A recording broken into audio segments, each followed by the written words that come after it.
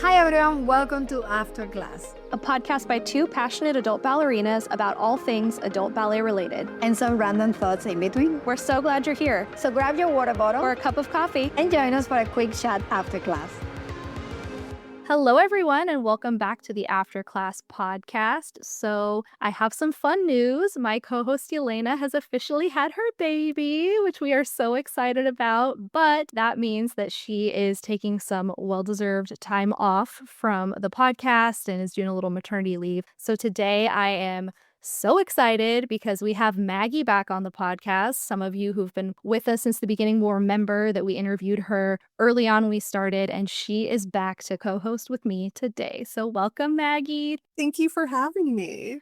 I am so excited. Today, we are going to talk about ballet fashion, styling. Both of us absolutely love clothes and ballet fashion. I think Maggie, if you follow her on Instagram, you know, has some of the absolute best outfits on the internet. You. Yes, you truly do, honestly. I think you're like an icon within the adult ballet space. So we're so excited to have you.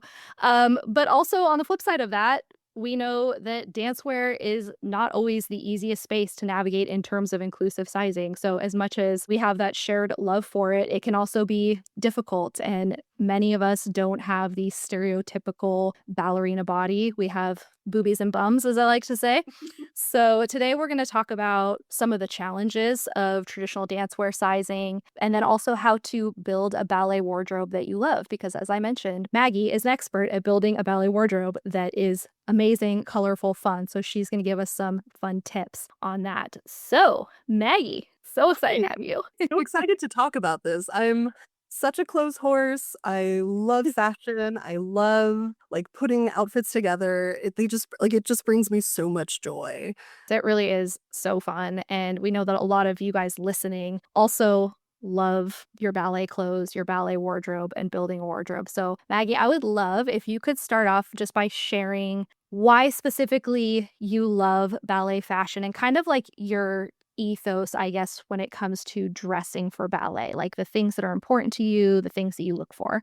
Okay, well, when I first started ballet, I love the aesthetic, the pink, the black, the femininity, and I really leaned into that. And the more I went into the ballet aesthetic world, the more I noticed different colors, different patterns.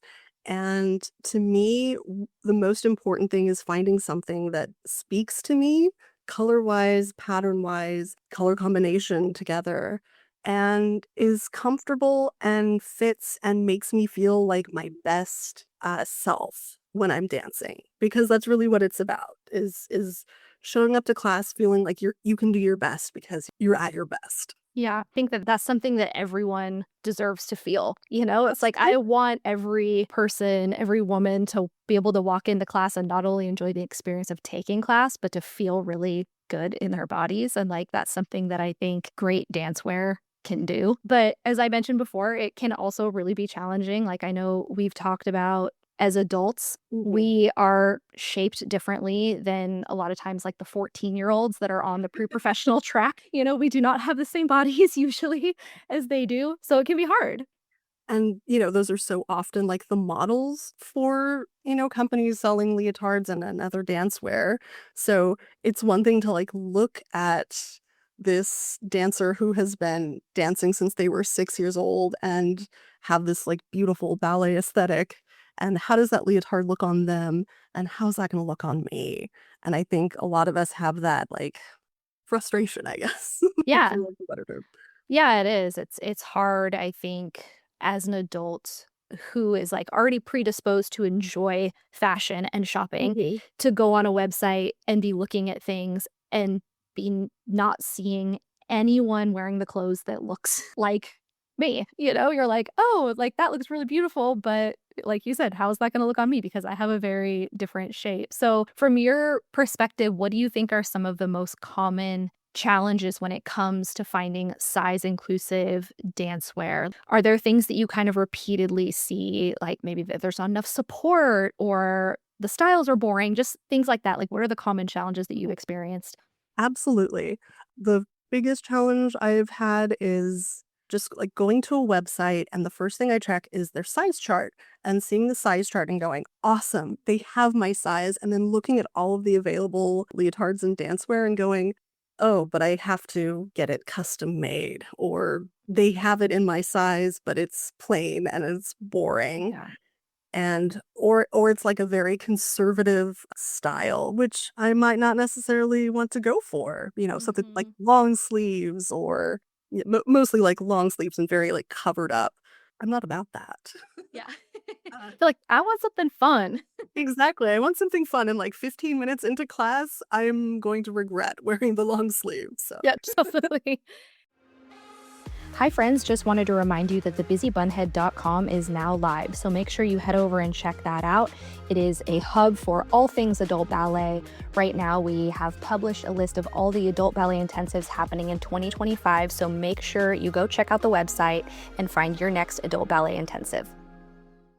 Something that I've experienced with this too is it's so hard with ballet sizing because it's so, I don't know what the right word is, but like distorted from regular clothing. It's like even when a brand offers, a quote unquote extended range of sizes, it's often really not that inclusive, because it's like when a size large is what a standard size small would be in street clothes, by offering a 2XL, you're really not offering much, because that's like what a normal size large would be. And so I think that's such a challenge with dancewear, because I have found, I don't know if you would agree with this, that even a lot of brands that say that they have inclusive sizing, I don't know if that's totally accurate. Right. They have ballet inclusive sizing, which is different than like a standard street size inclusive sizing, like you said. Yeah. It's a little disheartening, actually, like to go on the website and go, okay, like I might be a mid-sized person, but in the ballet world, I am like, dear God, plus size. Like, okay, sure, I'm going to buy this in a 3X, but I have to try to put my ego aside and go, this will fit me the best. And so I'm just going to buy it, even if my ego's a little bruised by like buying that largest size. And so often, some of us who are bigger, we have to just buy the biggest size, hope for the best, because you never know. Yeah, and I think it's like PSA to dancewear brands, we're all having to overcome so much already to get ourselves in a leotard to the studio. Like, if you could not make it harder by making your size ranges so distorted from, what normal street clothes would be, like that would be really great. I know some brands are really working on it, but I do see that there's still a long ways to go, I think. I know one of the ones for me is just even with coverage in the butt area. And it's like you get a leotard and you think, okay, size chart says this should work, and you get it and it's like it technically fits. But then if you have any sort of booty, like 10 minutes into class, it's like ridden up so far that you're essentially wearing a thong under your ballet skirt. And you're like, great. Yeah, that's something like, even if you do get the size that technically fits your body, you might not like how your body looks in it. I really hope that things continue to shift and become truly size inclusive. But I think in the meantime, one of the things that I love about you and your account, your Instagram account, if you guys aren't following her on Instagram, you're missing out and you need to do it. I will put her information in the episode description. But you have really developed some creative ways of working around some of these challenges with inclusive sizing. And so I would love to get some of your secrets for how you do this, because I think so many people would benefit from these tips that you have and that you've implemented in your own dance wardrobe. Because when you look at the things that you wear on social media, it's like no one would even think that you've experienced challenges sourcing cute dance wear, because you have such cute stuff. But it's because you've developed these ways of kind of working around the dance wear limitations. So maybe we could talk about your tips for how you source ballet clothes. Oh, absolutely.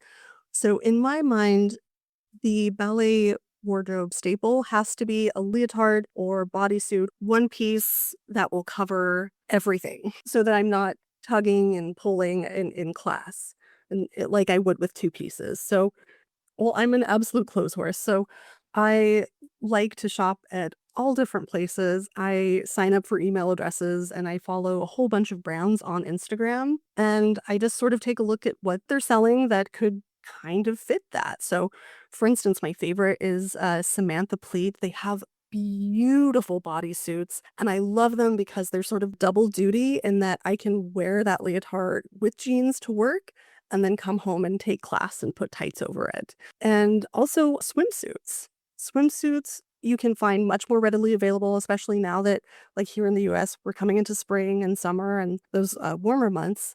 If it fits, I mean, I feel okay saying, well, I can just put a sports bra under this if I need an additional layer of support. Then when I take a look at pretty much anywhere I shop, Target, Aerie, Urban Outfitters, just to name like a few, I have a lot more options to go off of. And also, like for warm-ups too, if it's cozy, by all means wear it to class. So Yeah. I have like a couple of Selkie sweaters, which is another favorite brand of mine. Their sweaters are so cozy. They have leg warmers that are also really cozy. And they have bathing suits. And I think they go up to like a 4X. And they just have like the most fun prints. And um, I'm always on the lookout for a sale. So I usually like put together a wish list Love of that. by different stores. And I kind of go, okay, I want to buy this, but like my budget says I cannot. But if I get an email from them saying like, oh, by the way, 20% off, I'm like, okay. I love that. I love having a wish list because in some psychological way, it's permission, like you said. And when it does go on sale, I'm like, well, it was on the wish list. Yes. I've been a very good girl. I've waited for a sale. So here we go. I love that. But yeah, I love that you are utilizing different channels of getting your dancewear other than just the dancewear world, because I think that opens up so many more possibilities for finding things. And it's like, I don't know why, but I think like a lot of us I wouldn't have even thought, oh, what about bathing suits? Like there's so many beautiful one-piece bathing suits that are available out in the world, and it's like that's essentially a leotard. For everyone's personality or, favorite color scheme or what have you. Again, it's all about expressing yourself and picking pieces that spark joy for you. And when you think outside the box, you kind of go, wow, I do have more options. Maybe I do want the one with dinosaurs on it or this one that looks more like Marilyn Monroe. Like, why not? Wear it to class. It works. Yeah, and we'll definitely put in the show notes links to specific brands that Maggie has tested on our behalf and can vouch for as far as quality and inclusive sizing, all those things. I'll put together a little list in the show notes because I think that'll really help with giving people kind of a place to start. It is nice. I mean, with this whole ballet core trend that's been happening over the last couple years, it's like non-dancewear brands are selling leg warmers or sweaters that just have more of a ballet aesthetic to them. And so it's nice that that's kind of expanded what's available. Yes, it's exploding and it's fantastic. I see stuff at like Free People and like Anthropology. I'm like, oh my gosh, does that have the New York City Ballet logo on it? Oh my gosh. Yes, I It's know. ballet, so I'm gonna wear it for ballet, so it's from a separate wish list. It's totally fine. That totally counts. I love it. So maybe now we could talk about styling because this is such a fun part of ballet dressing in general is figuring out ways to really express your individuality through your clothing. And this is another area that I think you have some really fun tips. So maybe you can kind of share some of your favorite styling methods. One of the things I love about being an adult dancer is that we don't usually have restrictions. If you're in a studio, a lot of times, there might be restrictions for the younger ones where they have to wear black leotard, pink tights, but for their adult classes, it's kind of whatever you want. If you train online, you can wear whatever you want. So sky's really the limit when it comes to styling. So we'd love to hear some of your favorite styling tips. Absolutely. One thing I like to do is just sort of figure out like what is going to be my base layer. Like once I've warmed up and I'm in the middle of class, what is the look that I want to go for? Sometimes I want to go for something like maybe I want to show up to class personifying like Audrey Hepburn or something like that. So in my head I'm going, okay, my base layer is going to be black and have some polka dots, and what kind of lipstick would she use? What kind of jewelry would she have worn? And so that sort of helps dictate like how I'm feeling, but I sort of check in with myself and how do I feel? What do I want to project? What am I going for? How is my outfit going to help me be my best self and show up for myself in the best way? So usually that means lots of layers. This means pulling out my sweaters. If it's cozy, put it on. It's a warm up. I've used shawls that like my grandmother made me. I for love her. that though. That's so fun because I think we sometimes get in a rut where we think only our dance clothes Yeah, can be worn to dance. exactly. And no, anything can be worn if as long as it doesn't defeat the purpose. Like if your teacher can still see your leg, as long as you're not covering up anything that would potentially impede your ability to learn. Mhm. So, yeah, I've used shawls before, shorts. Lately, I've been into shorts and tights more than I have been into skirts, but I've worn skirts from, again, some of my favorite brands just because it felt like the right accompaniment. And sometimes if we're in that plus size rut where your only options are like basic, boring leotards, think about jewelry. Think about what would fit the outfit that would be comfortable and not detract from you. So I often want to wear necklaces, but I think, well, if I'm turning, that's going to be really a challenge. Or if I do a combre forward, like, Yeah, it like hits you in the chin, the face. I've definitely done that before where I'm like, it's that exact right length that it goes over your chin and gets in your mouth, and you're like, oh, this is a little too long to be wearing first. oh yeah. And so like jewelry, earrings that will fit. And for me, what I'm really into now is my red lipstick. I don't usually wear a lot of makeup, but I will wear my red lipstick just because when I put it on, I'm like, I like this person when I look in the mirror. This person is sassy, she's cool, she's fun. And that's how I want to show up to class. I want to have that aura. Yeah, I'm loving the red lipstick vibe Oh, that you've been giving lately. It has been so like I noticed, I think right when you started in your videos, I was like, oh yes, I like that red lip for ballet. Like that is inspiring. I want to try that because it's very. I think I would love to talk more about what you're saying at the beginning about almost like coming to class as the personification of a character, like how you wanna feel like I wanna channel kind of an Audrey Hepburn vibe today because I think there's something really fun in that for adult dancers specifically who may not get the opportunity to perform or to have that kind of performative aspect of their dancing. And I think a really fun way to tap into some of that is in like what you're doing of what do I want to, what's the vibe I want to bring to class today, and almost taking class as the opportunity to like infuse performance qualities, if that it makes sense. absolutely is that. I find like, especially on days when I'm like, oh man, I don't, I'm kind of tired. I don't know how I'm feeling. I just think like, okay, today we're going to be Carrie Bradshaw. How's Carrie Bradshaw going to show up to class? What kind of vibe is she going to have? How would I do this port de bras if I was this character? What kind of pose would I do at the end of a combination as this particular character? And it somehow becomes more fun and exciting and different because who you are and how you would show up to class is different than these other characters. So you get to experiment with different, I don't know, different techniques or different styles of doing something basic as, maybe a combre forward. It's like a totally different experience. Love any opportunity to do that because it's different. It's like a performance in a way. Yeah, I think it taps into something, like I said, that a lot of us don't get, which is that ability to put on the costume and the stage makeup and go out and be something else and express. Like, we don't get that as adults a lot of times. And so, coming to class with that same mentality, I think is a really fun way to take a piece that we don't often get and just like give it to yourself. Yeah. Like I It's may like not have an opportunity to perform. I'm going to make class my stage. exactly. It's like taking the dress up to a whole new level because like that's what getting dressed for ballet kind of is for me. It's like playing dress up.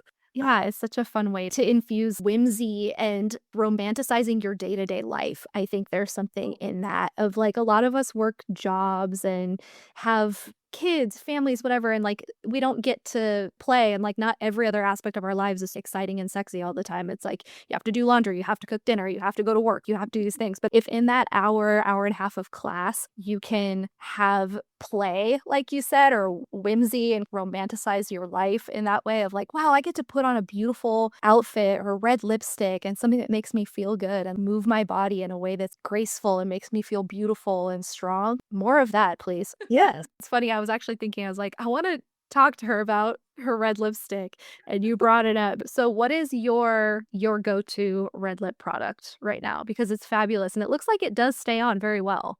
Oh my gosh. So this is me gushing. I literally have it right here. Part of the reason why I love the red lips so much is I was like really into rockabilly and vintage for a while, and that red lip is just so distinctive and fantastic.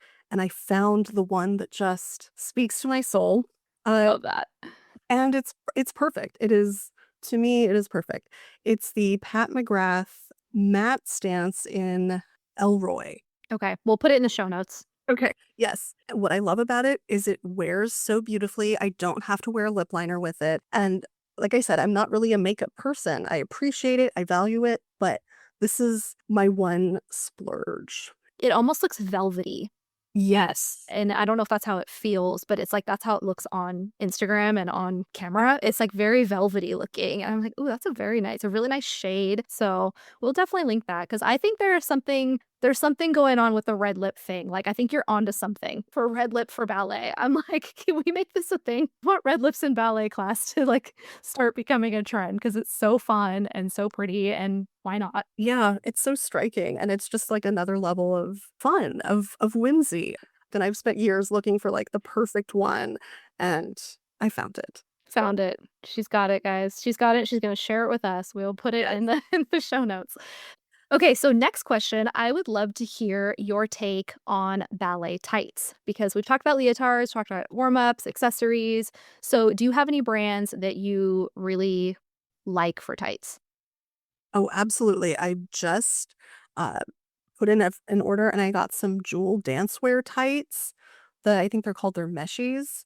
I want them in every color, Mhm. and I want them in shorts. I just love them. They're so comfortable in like the waistband, and like I'm a person who doesn't like to wear tights, and so it doesn't feel like I'm wearing tights. I just feel like very supported and beautiful, and I love the seam down the back. Oh, Yes, I love the seam on the tights, and I find they're a very when I got my first pair, the thing that I was like, "Oh," is they're a very different material than yes. normal tights. They're a little bit thicker and not as stretchy, but I don't mean that in a bad way. They're just they hold a little more almost like compression, and I like the way that you feel held Oh, in them. exactly. And actually, when I first started ballet, I was maybe like a size 8 or 10, and I actually had a pair in their XL, which is their largest size, and they fit nice, they fit fine. And that's the same size that I wear now as a size 14, and I feel great in them. Are they a bit of a struggle to get on? I mean, yeah, but like tights. Yeah. That's par for the course. But I just feel so beautiful and sexy. I know that sounds weird to say about tights, but I like how I feel in them. I like how I dance in them. I Yes. agree. Yeah, there's some sort of magic in those Yes. tights. I always feel good when I have them on. I think part of it is the seam up the back. There's something about that back seam that's just a little like makes you just feel good. I don't know. I love them. And I love that they're doing shorts now. Did you order a pair of the shorts? No, I Not couldn't. yet? It's like they're all sold out in my size, so I'm waiting for Okay. them in stock. But then I'm gonna like buy all of the colors. Yeah. And I'm so glad to see that they are an inclusive brand because kind of how we're talking about at the beginning about how a lot of brands, the sizing is so off from street sizing. I think Jewel is one of the few brands that with their tights, they are much more accurate to normal clothes and it makes their range of sizes much more inclusive just because they are more true to size. Absolutely. Yeah. I mean, I'd like to see them expand more. But I am a very solid like XL in my normal street clothes. So to have that as my size, it's like, this is my size. Maybe to kind of close out, we could do a little rapid fire-ish questions as far as some of your personal favorites, your personal preferences. So I had not planned to do this, so I'm literally going to just think of these questions as they pop into my mind. So here we go. Okay, your favorite brand that is not a dancewear brand, but that you source dancewear from. Absolutely Samantha Pleat. Samantha Pleat. Okay, we will link her.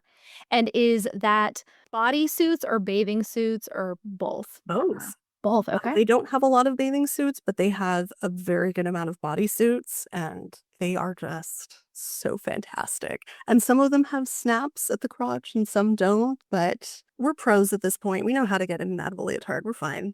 Also, too, sometimes I'm like, snaps are really handy. Sometimes, especially if I'm taking class in person at a studio and you have to go to the bathroom mid-class, trying to wrestle a sweaty leotard off of yourself is like one of the worst things imaginable. Like being in a public restroom, like fighting for your life to get out of a sweaty leotard so you can pee is truly awful.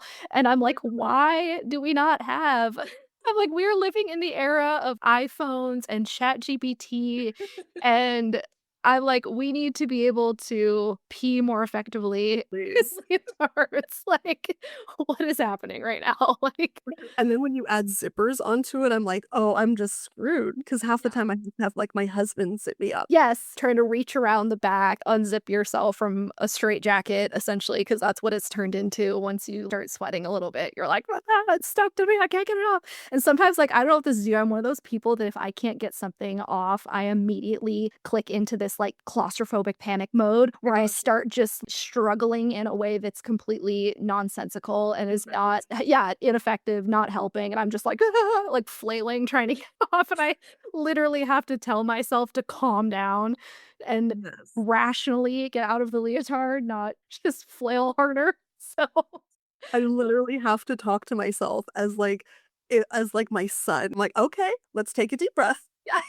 Okay, let's one arm. Let's start with one arm. Let's see how we go. so funny. Oh gosh. Okay, so now on the flip side of that, what is your favorite dancewear brand that you feel offers great options? I love Lucky Leo's prints. I love the styles, but I'm gonna have to say Capeio actually because Oh, I love not only that they have, a size inclusive chart, their models are all different sizes, colors, shapes. Like they are all across the map. And so it was so beautiful for me to go to the website and go, this is what this leotard looks like as someone who's athletic and plus size. And so it's easier for me to go, this yeah. will look nice on me.